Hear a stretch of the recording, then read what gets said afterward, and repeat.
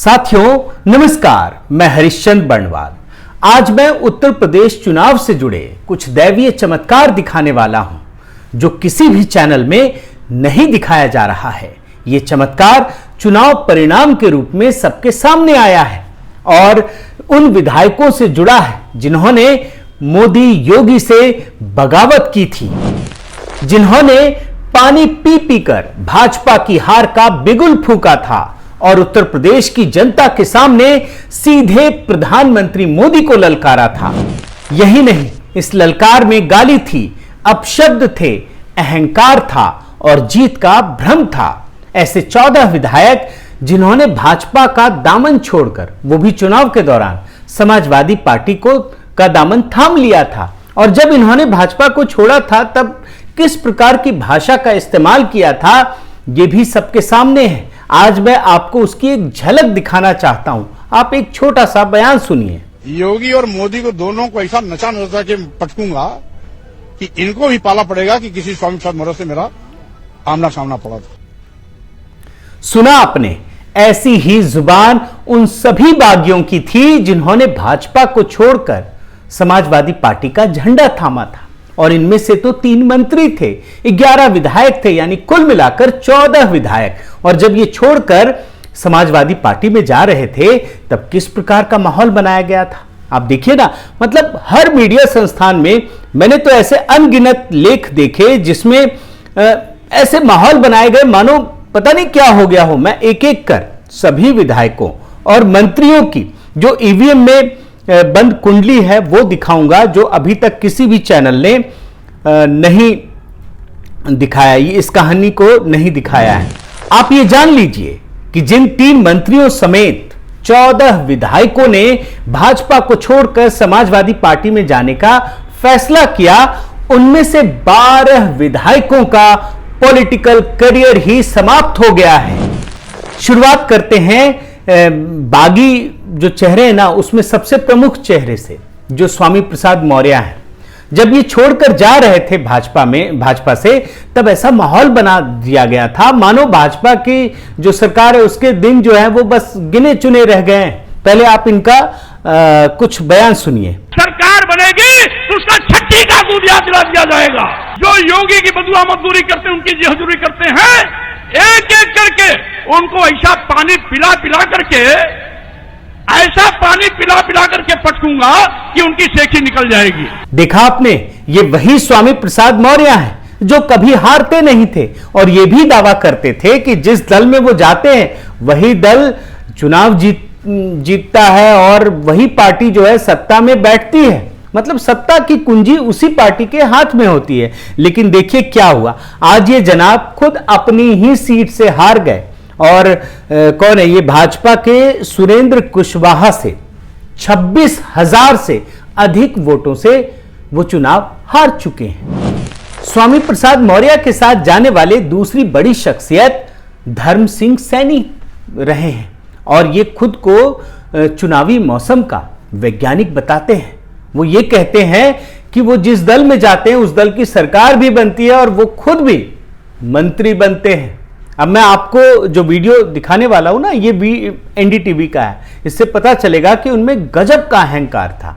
मतलब उन्होंने इस अहंकार में चुनाव से पहले ये भविष्यवाणी कर दी कि योगी मोदी जी का तंबू खड़ने वाला है। पहले आप जरा सा बहुत ही छोटा सा एक वीडियो उनका सुनिए। हवा का रुख शायद आप बहुत जल्दी भांप लेते हैं सियासत में। नहीं, सहारनपुर का नहीं, पूरे उत्तर प्रदेश का, पूरे उत्तर प्रदेश के मौसम वैज्ञानिक है सियासत। लेकिन धर्म सिंह सैनी का ये अहंकार जनता ने ही उतार दिया और आप देखिए उनको अपने ही गढ़ के मौसम का हाल पता नहीं था।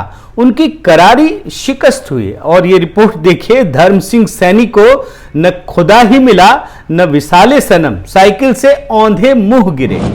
अब जिस जनाब के बारे में बात करने जा रहा हूं उनका नाम है ब्रजेश कुमार प्रजापति।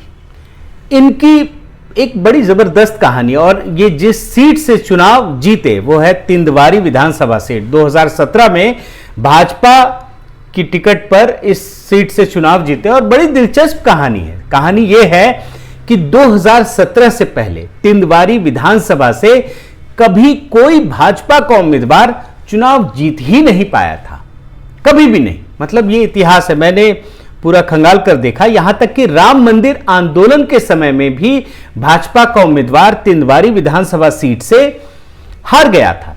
ऐसे में जब 2017 में ये ब्रजेश कुमार प्रजापति जीते तो उन्हें ये गुमान हो गया कि उन्हीं की वजह से भाजपा को यहां जीत मिली हुई है, और इसी गुमान में उन्होंने भाजपा का साथ छोड़ दिया और समाजवादी पार्टी की साइकिल थाम ली।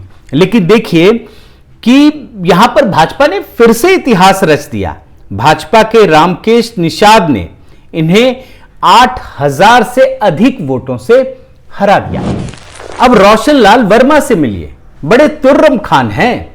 साल 2017 के चुनाव में इन्होंने ये तिलहर विधानसभा सीट है, यहां पर पूर्व केंद्रीय मंत्री और कांग्रेस के दिग्गज नेता जितिन प्रसाद को इन्होंने हराया था, और इसके बाद इनका गुमान 7वें आसमान पर पहुंच गया। इन्हें लगा कि इन्हीं की वजह से भाजपा को यह सीट मिली है। फिर क्या था, 2017 में जो जीते, 2022 आते आते इन्होंने पाला बदल लिया और फिर लाल टोपी पहन ली समाजवादी पार्टी वाली। लेकिन देखिए कि भाजपा का साथ छोड़ते ही किस्मत भी इनसे रूठ गया, और तिलहर में भाजपा की सलोना कुशवाहा ने इन्हें 13,000 से अधिक वोटों से हरा दिया है। अब आप भगवती प्रसाद सागर की कहानी देखिए। समाजवादी पार्टी ने इन्हें घाटमपुर सीट से उम्मीदवार बनाया। घाटमपुर वो सीट है जहां साल 2017 में पहली बार भाजपा ने जीत हासिल की थी, लेकिन इस बार ये सीट भाजपा ने अपनी सहयोगी पार्टी अपना दल एस को दे दी, और यहां से भगवती प्रसाद समाजवादी पार्टी की टिकट पर चुनाव लड़ रहे थे। लेकिन देखिए मोदी योगी से दूर कहां गए, किस्मत भी इनसे छिटक गई, और यहां पर अपना दल की सरोज कुल ने भगवती प्रसाद को करारी शिकस्त दे दी। अब इस महाशय से मिलिए, अवतार सिंह भड़ाना, बहुत बड़ा नाम है। 2017 में भाजपा के टिकट पर चुनाव जीते। ये संसद सदस्य रह चुके हैं, सोनिया गांधी के बहुत करीबी रहे हैं, कि मंत्री भी रह चुके हैं, और मतलब जब इन्होंने पार्टी छोड़ी थी ना तो कितना अहंकार था। पहले आपको एक छोटा सा हिस्सा मैं सुनाता हूं, जरा सुनिए। योगी जी को हम उखाड़ के फेंक देंगे।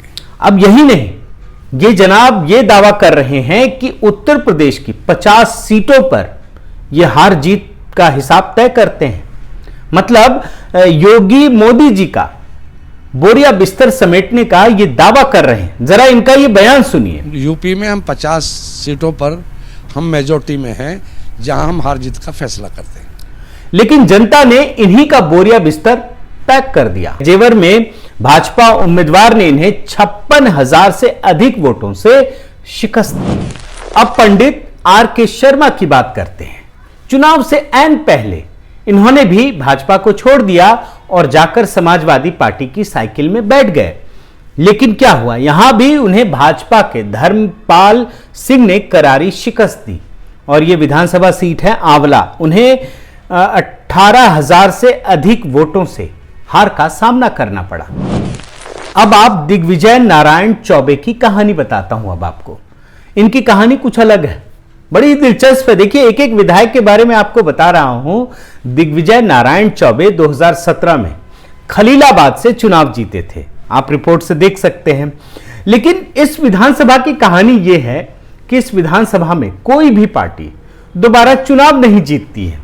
बड़ा विचित्र इतिहास है, और जाहिर है कि दिग्विजय चौबे भी हार के डर से, उन्हें एक हार का डर सता रहा था, तो भाजपा से छिटक गए और बहती गंगा में हाथ धोने के लिए समाजवादी पार्टी के साथ हो लिए। लेकिन उन्हें क्या पता था कि यह मोदी युग है, यहां पर हर पुराने रिकॉर्ड ध्वस्त होते हैं, एक नया रिकॉर्ड बनता है।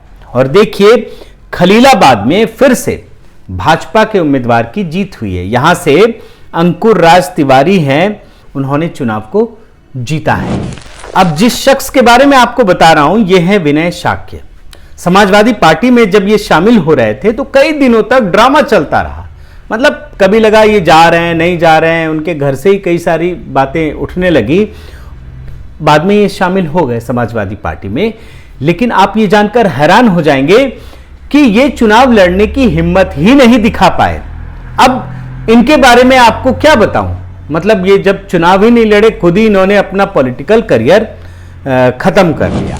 अब मैं इसके बाद एक और दूसरे शख्स पर आता हूं, बाला प्रसाद अवस्थी। ये भी भाजपा से समाजवादी पार्टी में शामिल हो गए, लेकिन वहां उन्हें टिकट ही नहीं मिला। फिर ये समाजवादी पार्टी से लौटकर भाजपा में आए और यही है अभी तो। लेकिन इन सब के बीच अपनी बर्बादी की गाथा इन्होंने खुद ही लिख दी।